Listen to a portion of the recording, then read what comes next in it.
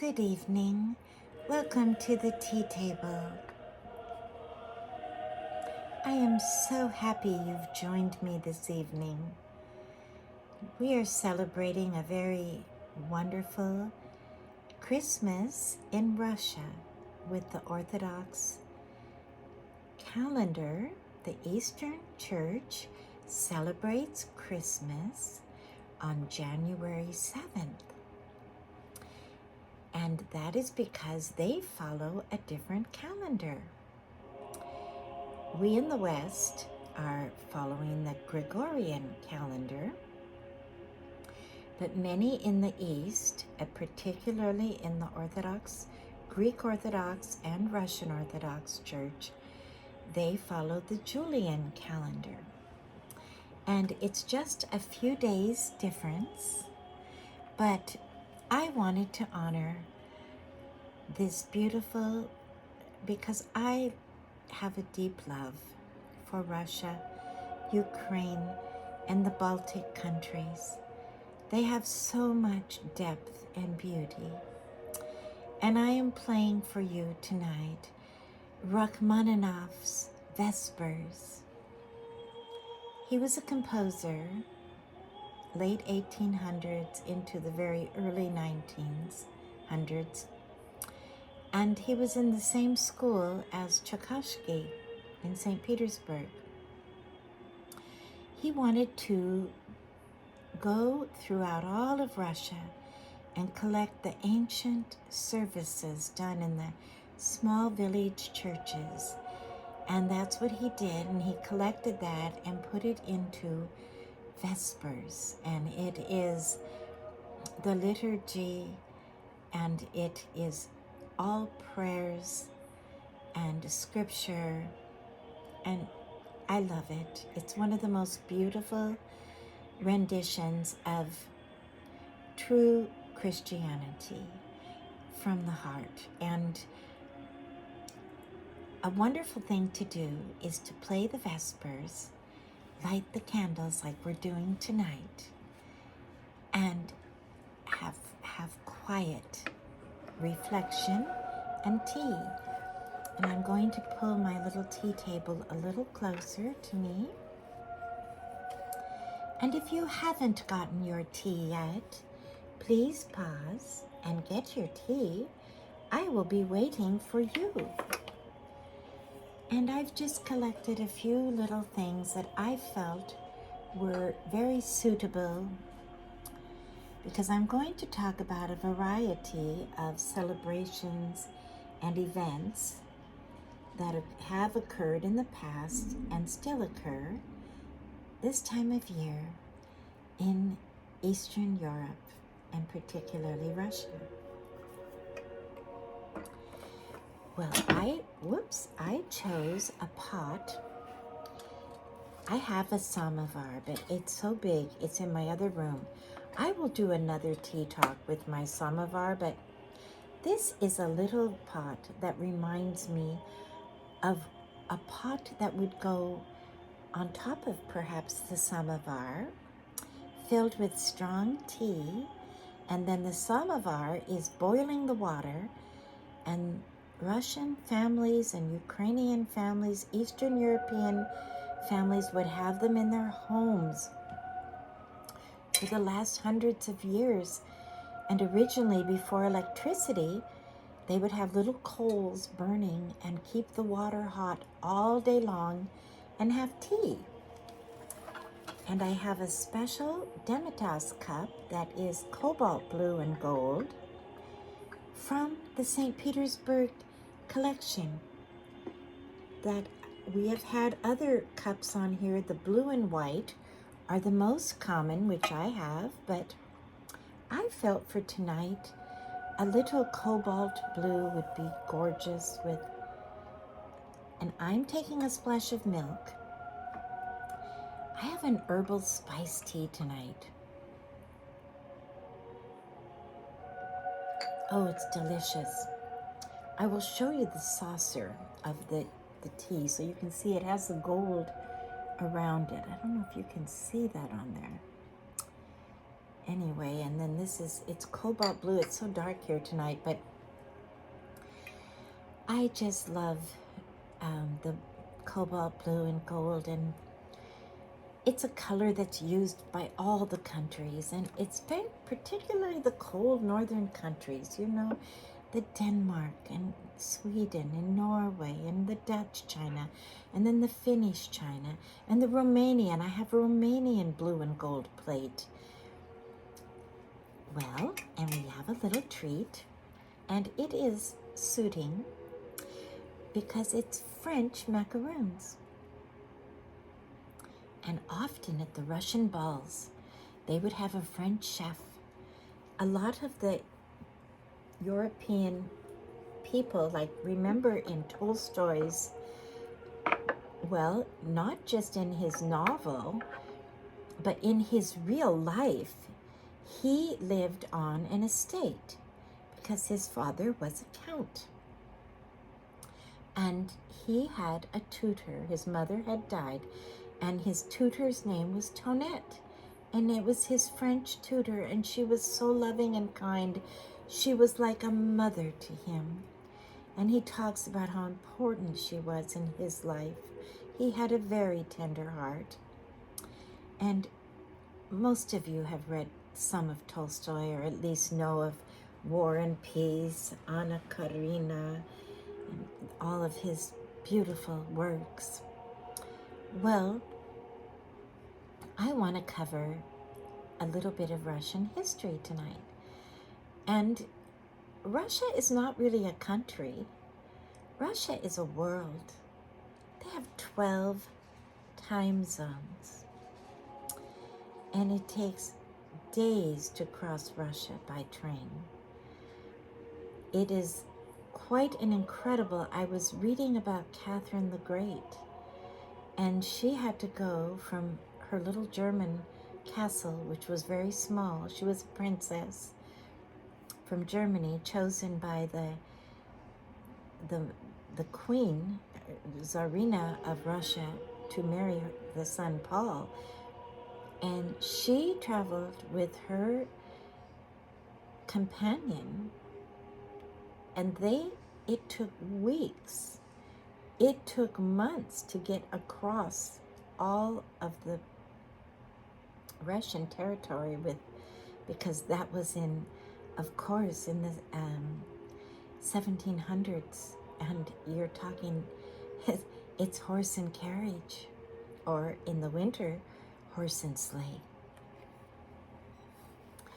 Well, I want to start with just a tiny bit of history, and I'm going to keep it simple because Russian history is long and complicated, and it's a study for your whole life, because we know if you read a Russian novel, any of them, you have to learn there's a beat and a rhythm and a pattern, because all of the names are so long and they all end up with Vich, Akharovich, da-da-da-da-da, and it can be so cumbersome.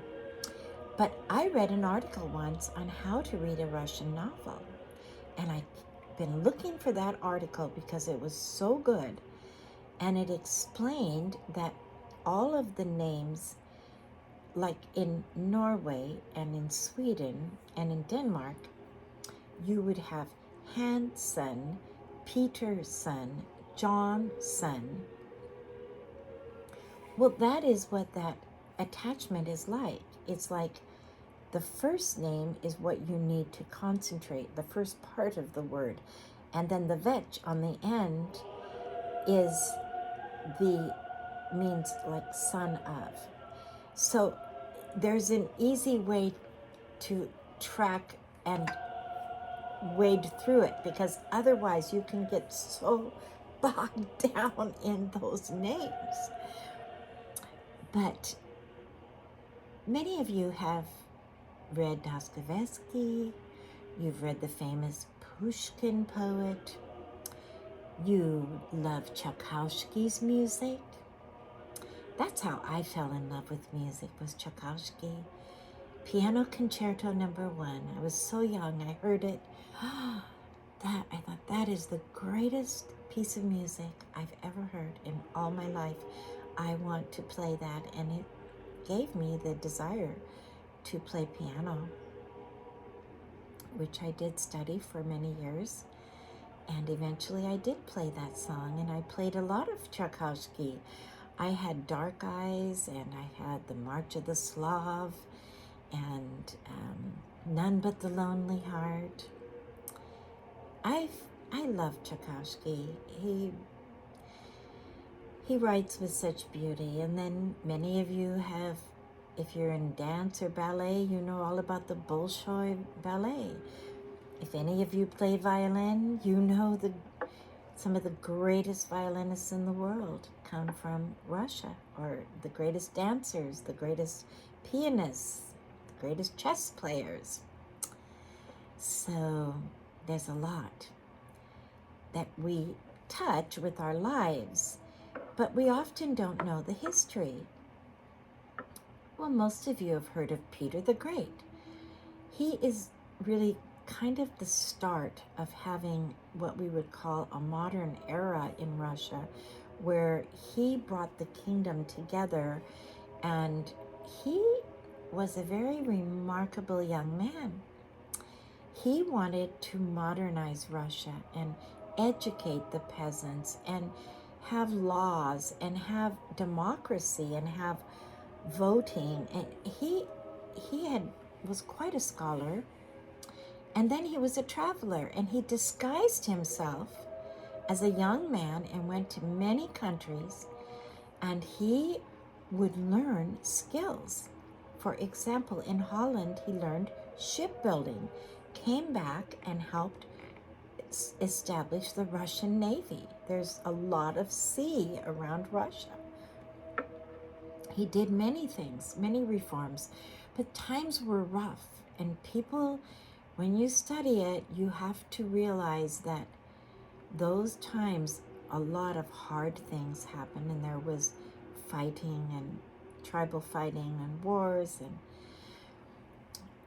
there could be, sad death, and things happen to obtain a throne, to keep a throne.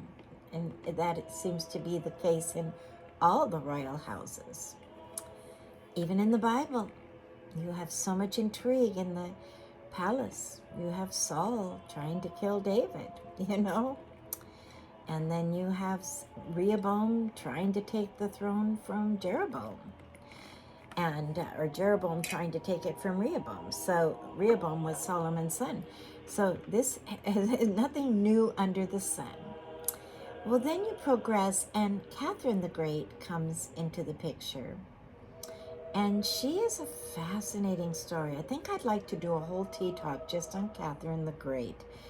But she came from a German royal palace, a small little duchy. In those days, Germany wasn't really united. It was all these little kingdoms all around. And hers was small, but it was a valid one. And like I said, the Queen Mother in Russia wanted her for her son, Paul. She had adopted her son, Paul. And so it was kind of a matched marriage. Well, it wasn't easy for Catherine. She was very sensitive and very sensible and very smart. But she came in to this situation, and she basically went along with everything, but Paul was not really a good man for her. He wasn't serious, and he was almost very simple, very childlike. He would play with his toy soldiers, and he didn't have good morals. Anyway, long story short, when the big queen dies, Catherine has a group around her who recognize her giftedness, and it's led by a man named Gregory, and he said, "We want you to be the queen." And so she took it, and she took the throne, and she ruled for 34 years. Peter ruled for over 40 years, and she made all kinds of differences. She brought education, she brought law, she brought reforms. She really wanted to help the peasants and lift them up and give them opportunity. She established many, well, she brought the Germans in because they had the farming know-how, and she brought them in to Ukraine, which became the breadbasket of Europe. Always has been the breadbasket. The soil is so rich and beautiful. And that's why after World War II, I met people from Ukraine, and they were German-speaking people because they had still lived there. And there was German speaking continued, even though there was also Russian. But that's an aside. But Catherine did her best. Well, then you proceed, and she created Russia. She put Russia in a way on the map, and they became recognized and honored in the world. And then the royal house, of course, continued. Well, by 1870s, there was a Tsar named Alexander, and he was married to a Danish princess. The King of Denmark in the Victorian era, he's called the grandfather of Europe, or the father of Europe. All of his children were on the various thrones of Europe. In fact, one of his daughters, Alice, married Queen Victoria's son, Edward, and she was Queen of England. Well, he had another daughter, Dagmar, and this Tsar Alexander had met her and brought her to Russia, married her, and she and he were very happy and had a very good marriage. And this Tsar Alexander, he was very tall and very gifted and strong, and he wanted to modernize Russia. He wanted to educate the peasants. There were just so many people to take care of in Russia that it was always the challenge to meet everybody's needs. Plus the weather, the inclement snow in the winter, my goodness, it would take all your days just to stay warm and have tea. Well, sadly, Alexander was assassinated. And that was so shocking and so tragic that it made the whole royal family back up and say, whoa, maybe we're being too open, maybe we're being too liberal, and so they started closing back up. And that's the world the Tsar, the last Tsar, and his wife were born into. He was a very Christian man, and he found a girl named Sunny. Now, Sunny was also a German princess who was granddaughter of Queen Victoria, and her mother was Queen Victoria's daughter. So that's how, and they were in Germany. And so Sunny came, but not always, the Russian people didn't always accept these people because, they would not always accept foreign-born Tsarinas. She had a hard time of it. And she was very, very deep soul, and she loved Nicholas. She loved him so much. And he loved her. And if you read their letters, they had a true, beautiful marriage and beautiful children. They had the 4 girls, and then she so longed for a son. And she went and prayed, had special prayers, and finally conceived and had this little, they called him the Tsarevich, and that's like the crown prince. But he had the hemophilia, which is that condition that sometimes runs in the royal families, where if they're cut with, they bleed and they can't stop it. So she was always so worried about him.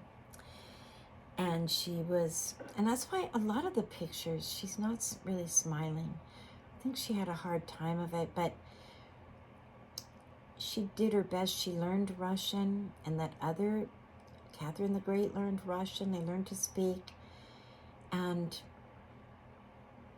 you know, Winston Churchill, this is what he said about Russia. He said, Russia is a mystery in an enigma surrounded by a puzzle. In other words, Russia is really big, and no one can fully capture Russia. Russia is so big. And the land, because Ukraine was part of Russia, and many of those Baltic countries that are now independent, they were all part of the empire under the Tsar and Tsarina. Well, you had so many different, really, nationalities and people groups. Like I said, it's a world. And what I really, when I received this hat, it's a little Christmas gift I received, and it's a Russian hat. And it's part of their costume, but you could wear it to a wedding, you could wear it to a ball, you could wear it to the folk event with the costume.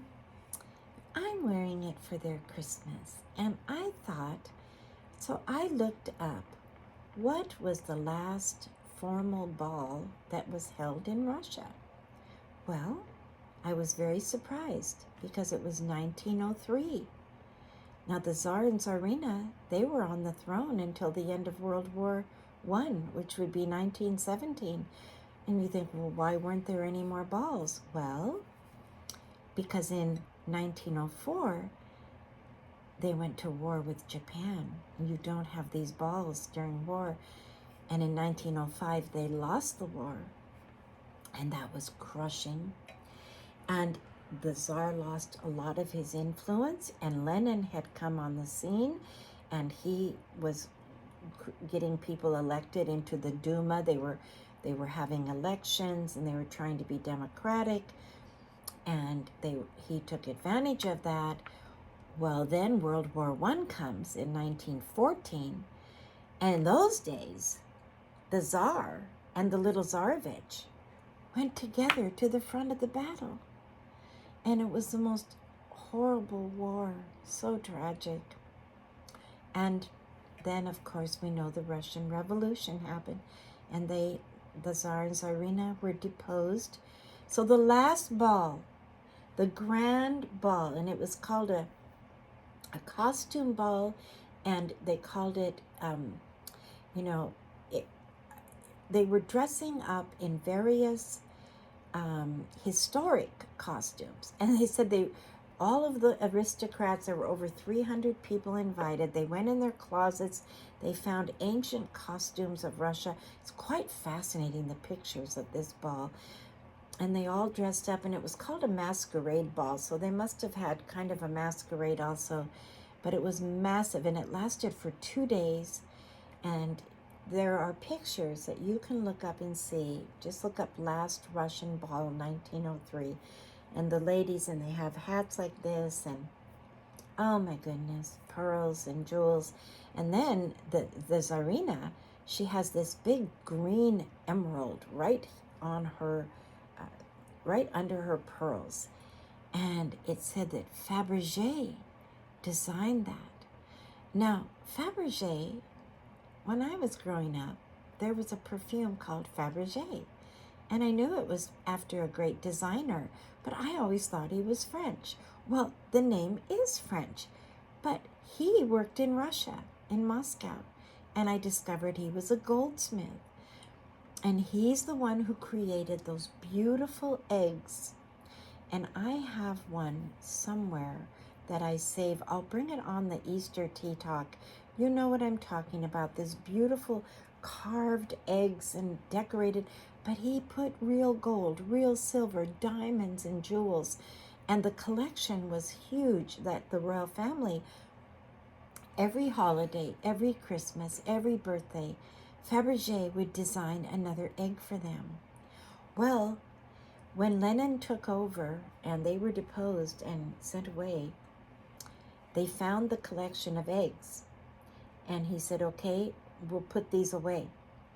And so thank God they put them away and they hid them.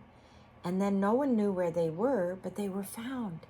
and they are in the museums around the world because some people had taken them, and there's half of them probably are in Russia, and then they're in different museums.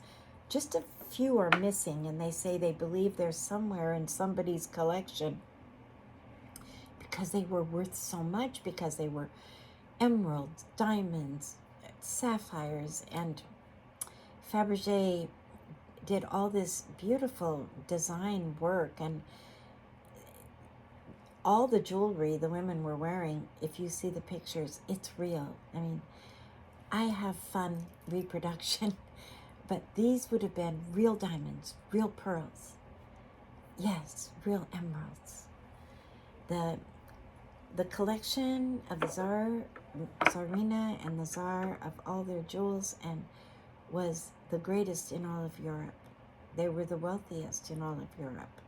They had more land, they had more money, they had more, really everything, but they had so much land and so many people that it was hard to keep control.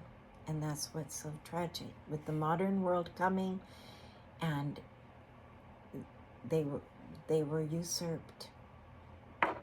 But in the 90s, when the wall came down, they discovered all these photographs that had been hidden. And so there are books published now of their letters and pictures of them and their family and their children. The reason I really fell in love with and loved to study the Russian things, aside from the music, was a beautiful book I read called Marie Ivanov, Avinov, and it's titled Journey Through Hell. You can get it online. Highly recommend it. It's a life changer. It is absolutely, of any book I've ever read in my life, it's the number one. It just gave me so much insight and understanding into everything. I mean, not just Russia, but life. Her survival is so incredible. And it covers from her birth to when she finally escapes in 1950s. She is an aristocrat, born and raised to serve others. Her grandparents had donated their beautiful mansion in Moscow, and it was the main Sherbatov's, the hospital. She was trained to supervise a nursing home because everything was charity. You know, they didn't have welfare in those days. It was if people didn't have money, they had to depend on charity. And her people had money, and they were dedicated to helping the poor and others. Well, Marie Ivanov, her parents left, her sister and brother left. She had married her true love, Nicholas, and he was from Ukraine. He was an engineer. She had been trained by tutors and was very well educated. She had read all the classics. She loved the German romantics. She knew 5 languages, and that is how she survived eventually, because her beloved Nicholas was an idealist. He did not want to leave Mother Russia. So when all of them got out after the revolution, they were still living in Moscow. And it became very difficult. He ended up being put in jail and sent to the Gulag. But this story is her autobiography and how she survives. And it is so fascinating because she ends up in so many different places and in different parts. And she even ends up in jail for a while and tells that whole insightful story. And she said something I read the other night. I hadn't read it for a long time. I thought, I'm going to read a little bit of Marie Ivanov. And the beginning of the book, she said her mother had taught her, when you are in a terrible situation and everything is falling apart and everything is going wrong, like a real trauma, don't think about yourself. Think about others and how you can help them. And you will lose your fear, and you will be of good help to everyone and yourself. And so when when everything crashed on her, she was living in a Moscow big mansion. She had her cook, her butler, and her maid. They were getting too old to really work. But in those days, the family felt obligated and they would take care of these people. So she had those people to take care of and try and feed. They were starving, but they would somehow get this and that and sell this. And she was selling all her family heirlooms and jewels. Finally, it was freezing cold and there was no fuel. And she had to burn the furniture in the house to keep warm. It's just an amazing story. But all through it, she has this personality and she has hope and she helps others and she makes it. And she's not afraid. She learns to walk in faith and not be afraid. It is so phenomenal. And she discovered that as long as she walked in confidence, even the worst, most cruel people would not abuse her and they would somehow respect her. So I don't want to wreck the book, but I think if you want to order it, I've heard some people have gotten the book for as little as $1 or $2. I don't know what it's going for now, but it's a treasure. It's a life-changing book. My husband read that book and he couldn't put it down.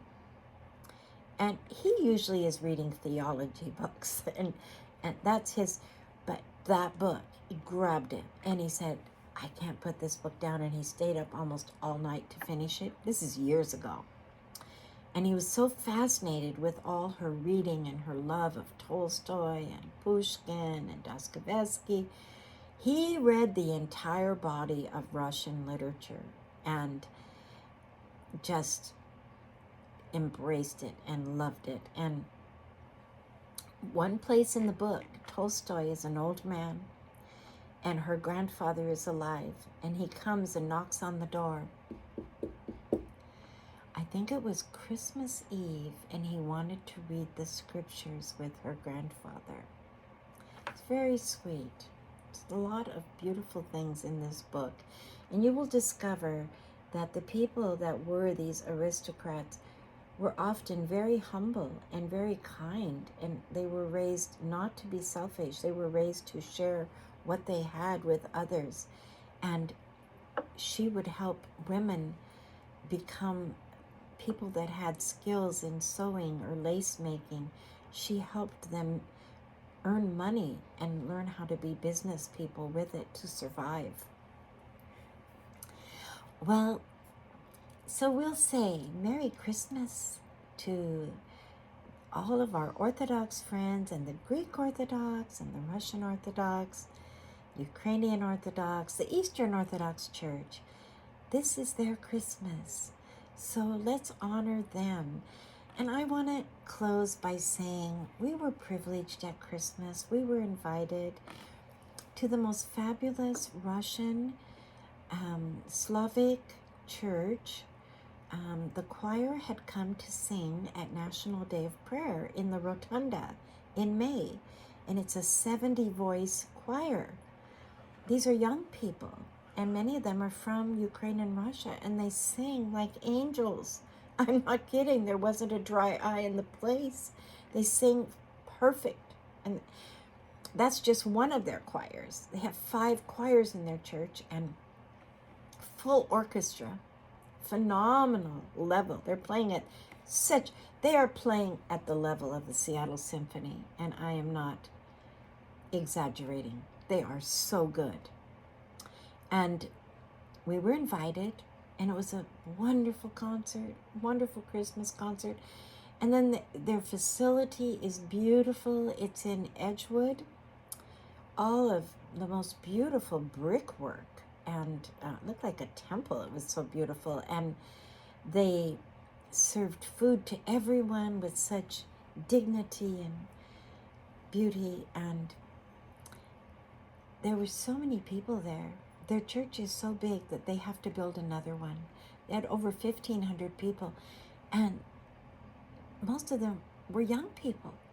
And the pastor told me, he said, We have so many coming from Ukraine and Russia every day. They're coming from all the war situation. They're coming here.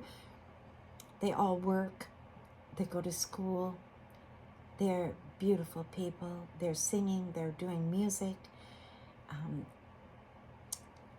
It was just a most wonderful experience. And they're going to have an Easter production, and they invite the public. So when I get invited, they're going to invite me again.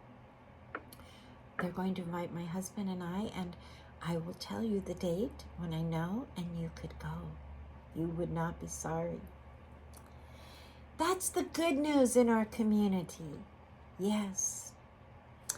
Well, if you haven't subscribed to my channel, please subscribe and push the notification bell, and you'll be notified. And share with someone else. The Tea Talk is open to everyone. We are welcoming, and we want to give good news, and we are praying for peace. We are praying for a resolve of this terrible conflict over in the Russian-Ukrainian area. We are praying for God's mercy and a good resolving of this in 2025. Amen. And I love peace on earth, goodwill to men. And that's what we stand for on the tea table. We love everyone because God loves everyone. God loves us. And there is only time for good words, good thoughts, kind deeds, and merciful reaching out. Mercy is a beautiful word. We all need it, and we need to give it. Yes. And in conclusion, I want to say we're all praying for this terrible California fires. We truly are praying for help to come to these people. Well, I pray you all have a good week. And this January weather needs a lot of good tea. Yes. So make sure you keep the kettle on. And I love your comments. All of you that have been commenting, thank you so much. I really appreciate it. It's very encouraging, and I'm glad that you are liking the tea table. So God bless, and we will look forward to seeing you next time.